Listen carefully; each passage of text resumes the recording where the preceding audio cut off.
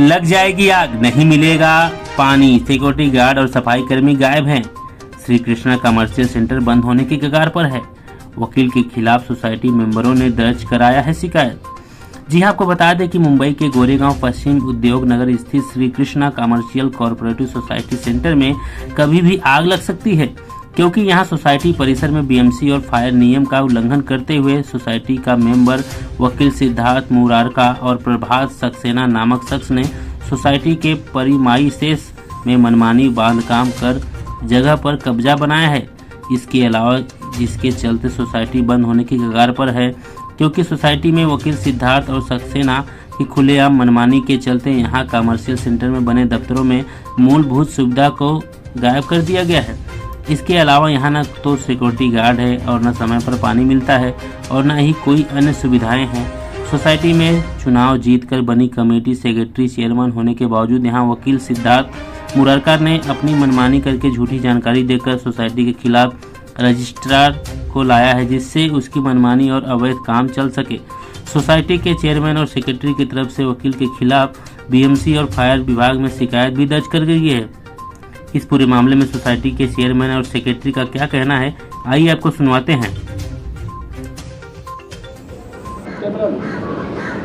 Krishna commercial complex में administrator appoint हुआ है और वो एडमिनिस्ट्रेटर ना कोई एजेंसीज के पेमेंट करता है, ना हमको कोई सर्विस दे रहा है, ना हमें कोई जवाब दे रहा है। उन्होंने हमारे वॉचमैन, स्वीपर, इलेक्ट्रिक बिल, पानी बिल के पेमेंट्स रेगुलर नहीं कर रहा है और हमें जो दिक्कत हो रही है, हम सारे सोसाइटी मेंबर्स यहाँ पे इसीलिए आज इकट्ठा हुए हैं और हमें जो आगे और हमने उसको रिक्वेस्ट कर रहे हैं कि भाई हम इनको रिलीज करो, तो भी वो नहीं कर रहा है। ये सारी चीज़ों का रीजन क्या बता रहा है? वो रीजन ही नहीं दे रहा है, बोल रहा है हम आता हूँ, आता ही नहीं है। ये कितने दिनों से चल रहा था? लास्ट 1 महीने से।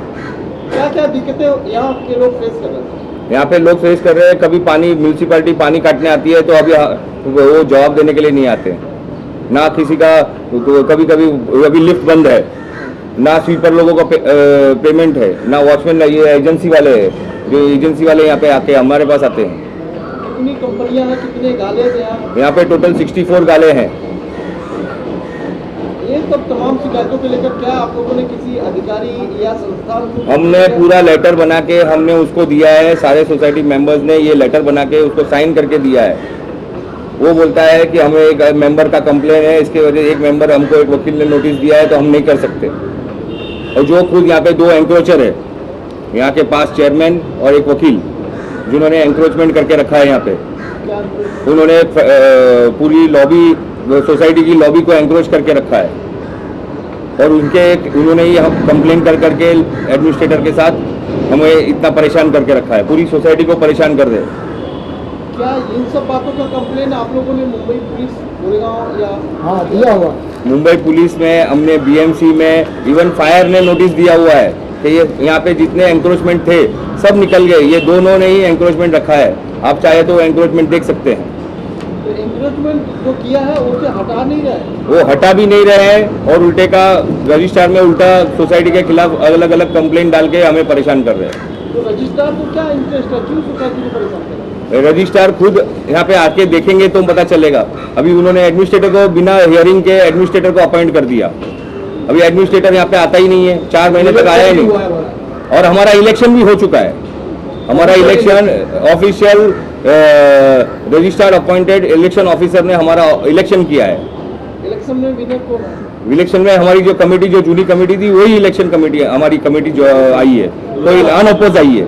तो क्या आपकी कमेटी का बात कोई नहीं सुन रहा? नहीं सुन रहा है, उधर हमारा कोई सुन ही नहीं रहा है। हम लोग ने इतने लेटर दिए, हमने इतना जवाब दिया, हम एडमिनिस्ट्रेटर को रोज बुलाते हैं कि भाई आके यहाँ पे इनको करो, लेकिन वो करते नहीं है। तो अभी आगे का एक्शन क्या होगा आप लोगों का? अभी हमको इसीलिए आपका माध्यम से हमको देना है कि भाई यहाँ आके एडमिनिस्ट्रेटर को देखे कि भाई वो अपनी काम करे, और 1-2 लोगों के वजह से पूरी सोसाइटी को यहाँ पे परेशान कर रहे हैं। एडमिनिस्ट्रेटर तो तब अपॉइंट किया जाता है जब सोसाइटी में कोई डिस्प्यूट हो। कोई डिस्प्यूट नहीं है, को देखने वाला एडमिनिस्ट्रेटर होगा। हमारे पास पूरे सोसाइटी मेंबर्स का पूरा हमारे पास अनअपोज लिखा हुआ है कि हमें एडमिनिस्ट्रेटर चाहिए नहीं। हमारे 3rd 4th के सारे मेंबर्स हमारे साथ है, हम साथ में काम कर रहे हैं, सब सोसाइटी से सेपरेट, लेकिन वो एक वकील के वजह से एडमिनिस्ट्रेटर रजिस्ट्रार ऑर्डर निकाला बिना हियरिंग। ये अपॉइंट किसने किया administrator? Registrar, deputy registrar.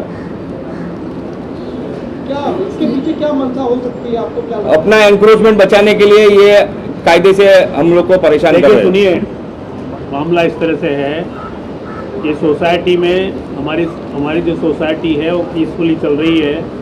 64 offices हैं, रेपुटेटेड सोसाइटी है, सब अपना अपना धंधा करते हैं। यहाँ पे एक आदमी आता है जिसका जो वकील है, नाम क्योंकि क्या है सर? सिद्धार्थ मुरारका। ओके। उसके वकील की फीस नहीं लगती है। उसने सोसाइटी मैनेजिंग कमेटी का अगेंस्ट 8 जगह केसेस फाइल किए हैं, cooperative court, civil court, registrar, police, सब जगह सोसाइटी के अगेंस्ट। सोसाइटी मैनेजिंग कमेटी के अगेंस्ट में। अभी एक सब जगह से वो हारता जा रहा है। सिविल कोर्ट में उसको हरा दिया, उसको बोला कि तुम गलत हो। बीएमसी हमारे साथ है, फायर वाला जो डिपार्टमेंट है वो हमारे साथ है, वो बोलता है तुम्हारा एनक्रोचमेंट है। सर्वे जो किया है उसने, वो भी सब उसके अगेंस्ट में है। नोटिस भी फायर issue। का रिपोर्ट है जो फायर ने ऑलरेडी नोटिस दिया हुआ है। लीगल काम किया है। एक मिनट ये फायर का नोटिस है। एक मिनट सुनो ना। उन्होंने 2 गाले का 1 गाला। तो ये उसने क्या किया है, सबसे पहले उसने सोचा था कि सोसाइटी को बंद करे। ये सोसाइटी उसने चालू किया, जब से यहाँ आया तब से ही चालू किया उसने। मैंने चेयरमैन था, मुझे हटाने की कोशिश करी, मैंने रिजाइन करके दूसरे लोगों को लगाया। वो कहता है कि इसको निकालो। फिर जो दूसरी सोसाइटी बनी उसको भी पीछे पड़ गया वो, क्योंकि उसको एक छत्र राज्य चाहिए, जो मर्जी है जो करे। उसके 2 गाले हैं, उसका 1 का पैसा देगा। उसने टॉयलेट बना लिया बालकनी के अंदर, और सब जगह ये यदि वो ऐसा ही रहेगा तो एक दिन आग लग करके सारे के सारे लोग मरेंगे यहाँ पे। फायर ब्रिगेड ने फायर वाले ने बता दिया, सबने बता दिया, लेकिन वो किसी की सुनता नहीं है। वो क्योंकि वो वकील है, हमको तो पैसे लगते हैं वकील को हायर करने के लिए। एक वकील कहीं भी जाओगे तो 1 लाख रुपए लगता है, उसको कुछ पैसा नहीं लगता। अभी आपको हमने इसलिए बुलाया है कि हमारे को मेजर, हम सोसाइटी किस लिए है, हमारा पैसा है, हम मेंटेनेंस पैसा देते हैं। किस लिए देते हैं? सफाई हो, सिक्योरिटी हो, पानी मिले, बिजली मिले, कॉमन एरिया में हो, लाइट जले, सब काम हो। वो सब बंद है, तो हम पैसा क्यों दें? अपना पैसा। रजिस्ट्रार कौन होता है? रजिस्ट्रार के हमारे, यह सब हमने पैसे की खरीदी है, हमारा पैसा है, बावजूद उसके हमारे ऊपर इतना अत्याचार हो रहा है। क्यों? कि एक आदमी ने रजिस्ट्रार को पता नहीं क्या किया है, वो हम कह नहीं सकते क्या किया उसने, लेकिन उसकी वजह से सारा मामला गड़बड़ है। पानी नहीं है, बिजली नहीं है, सिक्योरिटी नहीं है। चार्ज, ये तो हमारा जान पहचान के लोग हैं इसलिए काम कर रहे हैं, नहीं तो बंद हो जाएगा। यहाँ पे चोरी होगी सबके घरों में, सबके ऑफिस में। कौन जिम्मेवार है उसके लिए? पानी नहीं मिलेगा तो कौन जिम्मेवार है? और कुछ लोग जो हैं, हम सीनियर सिटीजन्स हैं, हमने हमारे जो गालेज हैं यहाँ पे किराए पे दिए हुए हैं। कितनी फैमिलीज सड़क पर आ जाएंगी, क्योंकि उनके घर चलते हैं इसके किराए से। किराएदार तो छोड़ जाएगा, दूसरा ले लेगा, ये बंद हो जाएगा। तो ये सब चीज़ें देखते हुए हमने आपसे रिक्वेस्ट किया है कि आप हमारे सहयोग करिए। बोलिए ना। हम आपको रिक्वेस्ट करेंगे कि जो एंक्रोचमेंट है वो आप देखें और इसके हाईलाइट करें कि एक एंक्रोचर हमको तकलीफ दे रहा है, जो सोसाइटी का नुकसान कर रहा है। आप हमारा सहयोग करिए प्लीज। जो भी भाई साहब जो भी सर्विस दे रहा है उसको पगार दे दो, बस दूसरा कुछ वो उसका पगार बिल। और हमारा पैसा भी सेफ होना चाहिए साहब। हमने जो पैसा इकट्ठा किया है उसका सबका अकाउंट होना चाहिए, कहाँ किधर जा रहा है। अभी ये जो वकील साहब हैं, इनके 2 गाले खरीदे इन्होंने, लेकिन वो एक लेटर लेके आ गए, वहां से बनवा करके लेटर लिया है उनको एक ही का मेंटेनेंस, ये ऑर्डर बना कर लेके आ गए। ये सब धांधली के लिए हुआ है सब कुछ। इस कमर्शियल सेंटर में काम करने वाले सिक्योरिटी सुपरवाइजर और साफ सफाई करने वाले सफाई कर्मी के साथ यहाँ दफ्तर में काम करने वाली महिलाओं ने भी वकील पर गंभीर आरोप लगाया है। देखिए इस खास रिपोर्ट में। रहता है बीइंग लेडीज़, लाइक पानी नहीं आएगा, इतना सब पे करते हैं, तो मेंटेनेंस पे करते हैं, तो टाइम टू टाइम जो भी प्रॉब्लम है वो रिजॉल्व होना चाहिए। वाटर आता नहीं है, 2-2 दिन तक नहीं आता है, कभी पीने का पानी नहीं मिलता है, फिर हमको बिस्लरी का पानी मंगाना पड़ता है, कुछ ना कुछ चालू ही रहता है। सो जस्ट इतना मेंटेनेंस पे करके रिजॉल्व होना चाहिए प्रॉब्लम। जिम्मेदार कौन है? अभी वो जो भी यहाँ पर का मेन सेक्रेटरी है या एडमिनिस्ट्रेशन जो भी संभालते हैं, see we are employ, we don't know much into depth, but जो भी है जो यहाँ पे काम करते हैं, जो इसका इंचार्ज लेते हैं, तो उनको सपोर्ट करना है। मेरा प्रॉब्लम ये है सर, मेरी कंपनी सर यहाँ से 6 या 7 साल से यहाँ पे सर्विस कर रही है, तो अभी तक तो ऐसा कुछ इशू हुआ नहीं। जैसा सिक्योरिटी इंचार्ज ने बोला है, सिक्योरिटी इंचार्ज ने सेम इशू है, सेम प्रॉब्लम है सर। अभी आज तक जो पेमेंट है ना, कितना महीने से नहीं मिला बता? 6 महीना हो गया है सर, उसमें से कुछ 2 महीने का मिल गया है, बाकी 4 महीने का अभी तक मिला नहीं है। और आप हालत देखोगे सर, तो डस्टबिन की हालत देखो सर, इतना गंदा डस्टबिन है कि आप देख के समझ जाओगे। अभी जिम्मेदार तो अभी सोसाइटी तो है ही नहीं, क्योंकि आज तक तो सोसाइटी हम लोग को बराबर पे कर रही थी। तो अभी जो भी इशू है, समझो जो मैटर है, जो सर ने बताया सेम मैटर ऐसे ही है सर। मैं आज 13-14 साल से मैं सोसाइटी मैनेजर का काम कर रहा हूँ। काफ़ी बहुत सारा सोसाइटी में इशू होते थे जो 1-2 दिन के अंदर रिजॉल्व हो जाते थे, पर अभी जो कॉम्प्लिकेटेड हुआ है, एक यहाँ पे लॉयर है जो 2018 में उन्होंने गाला परचेज किया है, वो अपने बेनिफिट के लिए सोसाइटी को हैरेसमेंट कर रहे हैं, जिसमें एक उन्होंने जाके रजिस्ट्रार में कंप्लेंट डाली कि सोसाइटी बराबर डे टू डे वर्क नहीं कर रही है रिगार्डिंग उनका AGM and balance sheet O form rectification report, जो बोलते हैं कि सबमिट नहीं हुआ है। पर हमारे पास सारे रिकॉर्ड है जो हमने रजिस्ट्रार को एक्नॉलेजमेंट के साथ सबमिट किया हुआ है, हमारे सोसाइटी रिकॉर्ड में है।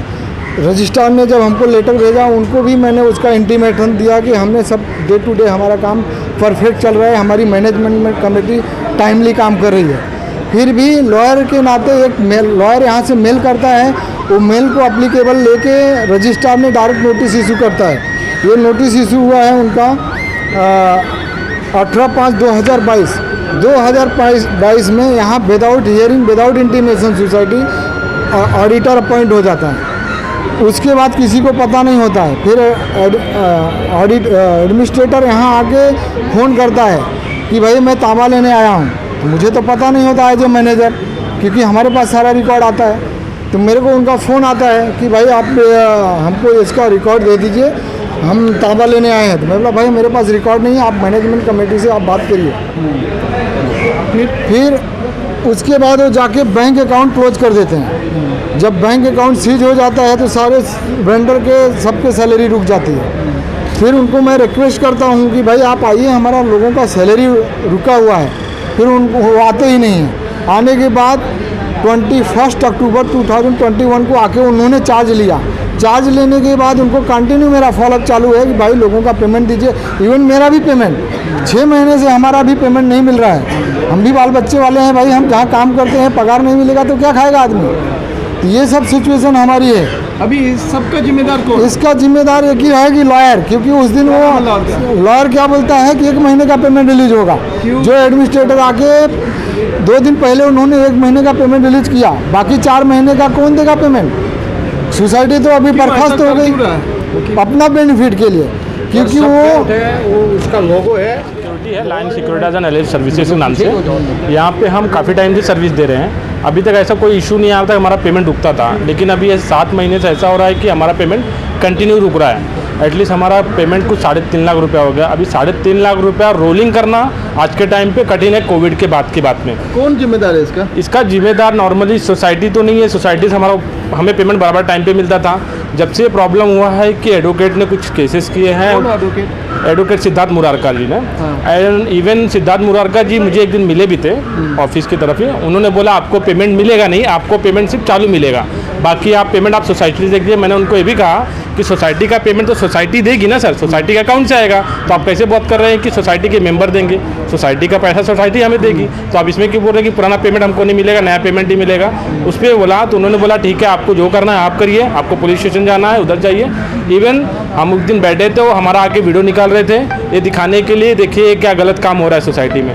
मैंने उनको ये भी कहा कि आप वीडियो विदाउट मेरे परमिशन नहीं निकाल सकते हैं। तो उन्होंने क्या बोला कि आप एक काम करिए, आपको ऐसा लग रहा है तो आप जाइए पुलिस स्टेशन कंप्लेंट करिए कि मैंने आपका वीडियो निकाला। मैंने उनको तभी भी कहा आप वकील हैं तो ये मत सोचिए कि आप ऊपर हाई अथॉरिटी में हैं, आपने गलत किया है तो मैं पुलिस स्टेशन जाऊँ तो आपके नाम पे भी कंप्लेंट इशू होगा। तो बोले मैं वकील हूँ, मैं संभाल लूँगा, मुझे कैसा करना है, आपको काम करना है, आपको आप जो करना है करिए। इवन मैंने फिर उनको ये मुद्दा उठाया कि सर हमारा पेमेंट बाकी है, हाउसकीपिंग वाले का भी पेमेंट सेम टाइम पे बता, इवन हमको पहचानते भी थे, पहचानने के बाद भी उन्होंने नकार दिया कि नहीं हम पहचानते नहीं हैं उनको। तो मैंने बोला सर पेमेंट हमारा बाकी है, हमारा पेमेंट रिलीज़ करा दीजिए।